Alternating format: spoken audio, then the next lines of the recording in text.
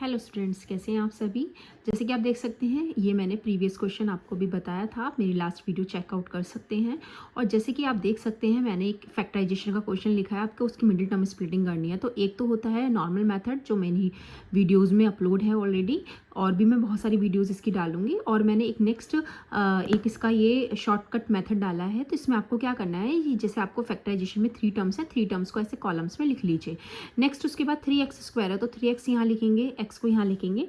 4 है, 4 2 इंटू 2 करते हैं तो 4 आता है, ठीक है। तो 3x इंटू 2 करेंगे, you get 6x, and x into 2 करेंगे, यू गेट 2x। तो 6x प्लस 2x अगर करते हैं तो यू गिव्स 8x। ओके, तो नाउ तो इसके फैक्टर्स क्या हुए, 3x और ये 3x और दिस वन। तो 3x प्लस 2, एक फैक्टर आपका ये हुआ, और एक x और 2, तो x प्लस 2 आपका ये। तो सिंपली एज अ हम सिंपल वे में फैक्टर्स कर सकते हैं। ऐसी और वीडियोस देखने के लिए जल्दी से चैनल को सब्सक्राइब करिए, वीडियो को लाइक करिए।